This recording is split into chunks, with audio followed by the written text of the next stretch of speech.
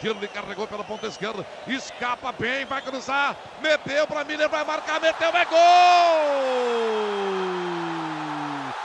Gol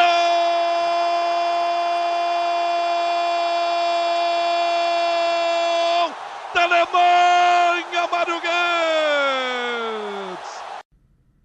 Copa do Mundo de 2014, 32 seleções, 64 jogos, 171 gols e um enorme trabalho jornalístico por trás de tudo isso para levar todas as informações para os apaixonados por futebol.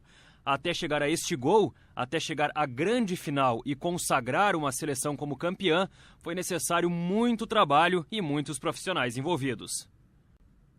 A Rádio Gaúcha teve todo um planejamento para que tivesse uma transmissão à altura deste grande evento. E para nós na Rádio Gaúcha serviu como um laboratório, a gente usou a Copa das Confederações como um laboratório por uma ideia que já tinha surgido em 2011, 3 anos antes da Copa do Mundo e 2 anos antes da Copa das Confederações, que era de ter, por considerar a Copa do Brasil um evento muito importante, que era de ter repórteres, correspondentes, narradores, comentaristas em todas as sedes da Copa do Mundo. Então a gente sabia que seria um desafio bem grande, né? Foram 11 sedes no total, sem contar Porto Alegre. No Rio de Janeiro, com fortalecimento do IBC. Na seleção brasileira, a gente teve equipe fortalecida, equipe reforçada, acompanhando sempre a seleção brasileira. Então, a gente sabia que era difícil. Porto Alegre também a gente tinha que dar uma dedicação especial, mas a Copa das Confederações serviu como uma base. Rafael Sequim também ressalta a diferença de transmissão entre a Copa do Brasil na comparação com outras Copas. Nas outras Copas do Mundo a gente se localizava, bem dizer, na capital do país, que era o principal centro da Copa do Mundo. Então, na Alemanha a gente ficou mais, por exemplo, em Berlim, em Munique, né? Na Copa da África a gente ficou mais no Joanesburgo, que foi o centro principal, e a gente ainda deu sorte, entre aspas, que o Brasil ficou muito localizado em Joanesburgo. Então, Joanesburgo foi o nosso centro da cobertura, a maioria das pessoas ficou só em Joanesburgo e 2 ou 3 só viajaram para outras cidades da África do Sul, enquanto aqui no Brasil não.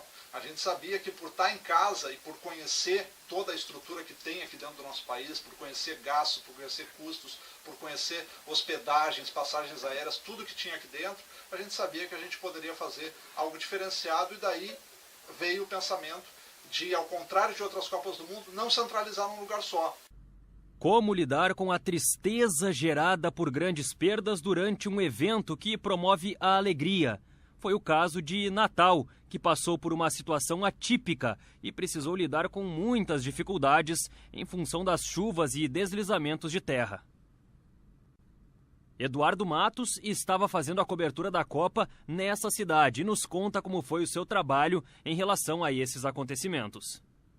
Quando eu cheguei na cidade, na capital potiguara, eu me deparei com 2 situações. A primeira é que eu tinha que fazer a cobertura dos jogos, evidentemente, né?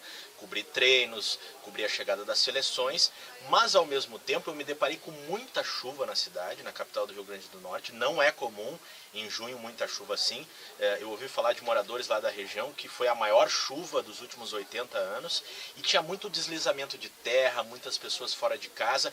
Então eu tive que me dividir entre a cobertura esportiva e o jornalismo diário. Muitas das vezes, por exemplo, eu deixava um pouco o treinamento das seleções, claro, evidentemente, aqueles treinamentos que não eram fundamentais para a questão esportiva, e me dedicava à parte jornalística, tanto das pessoas que estavam fora de casa, quanto dos deslizamentos e também dos próprios turistas que chegavam na cidade e se deparavam com aquele cenário preocupante.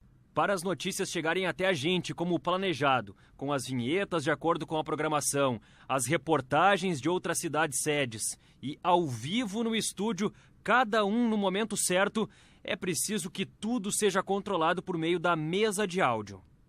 Tá, a gente está aqui na mesa da Rádio Gaúcha, onde são controlados, no caso, as trilhas e todos os outros programas que entram na programação da Rádio Gaúcha. No caso agora, a gente está com o programa Pré-Jornada no ar. O Pré-Jornada é todo o programa que antecede as jornadas da Rádio Gaúcha, né? No caso, esse roteiro, além de ficar com um operador aqui da mesa, ele também fica com um apresentador do programa. E ele vai seguindo, até para que o próprio operador saiba que o apresentador ele vai querer e quem que ele vai chamar, por isso que são elaborados esses roteiros para que sejam seguidos. A Rádio Gaúcha, com a chegada da tecnologia, não se restringe apenas às transmissões pelo rádio, mas também pela internet, por meio de reportagens, vídeos e especiais envolvendo os campeonatos em geral e, no momento, a Copa em seu site. Sendo assim, a internet ganhou um espaço importante nas transmissões. Agora, com a questão da internet, o torcedor ele não quer mais ouvir somente e também não fica muito preso somente à televisão. Ele quer acompanhar, ele quer comentar, ele quer dar a opinião dele sobre determinado assunto. Na Copa do Mundo, a Rádio Gaúcha fez uma cobertura onde todas as 12 sedes tinham pelo menos 2 repórteres, 2 profissionais da Rádio Gaúcha. Esses repórteres abasteciam tanto o ar quanto o site da Rádio Gaúcha com informações, com fotos, com vídeos e com material de bastidor que muitas vezes durante uma Copa do Mundo ele não passa para o ar, não passa pela televisão, não passa pelo rádio. Com a chegada da internet, a instantaneidade também deu uma nova cara para o rádio.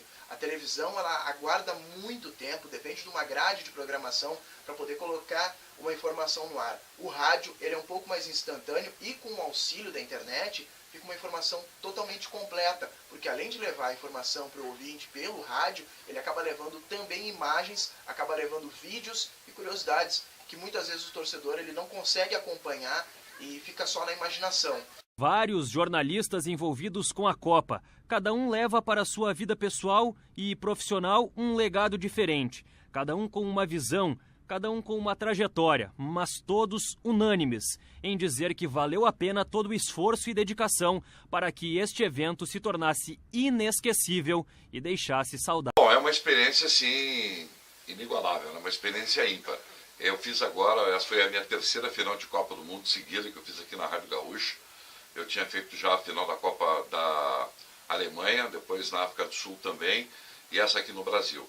Foi uma experiência sensacional, porque foi no nosso país, e pena que não envolveu a nossa seleção brasileira, mas, enfim, de qualquer forma, é um evento, assim, fora de série, o maior evento para quem trabalha no jornalismo esportivo.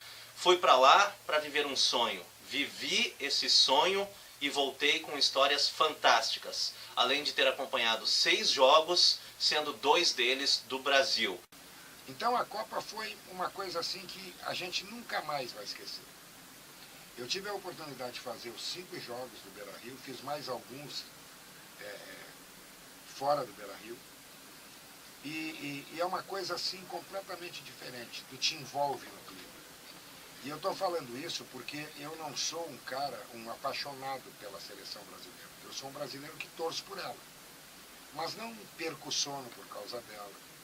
Eu não fico deprimido quando ela perde.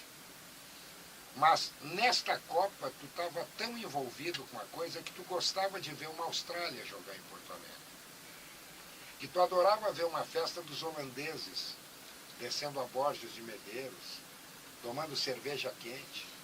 Enfim, era uma coisa tão legal que a gente não vai esquecer nunca mais. Nunca, nunca, nunca mais. Tomara que eu tenha saúde, tomara que eu tenha a chance de 2018 fazer de novo.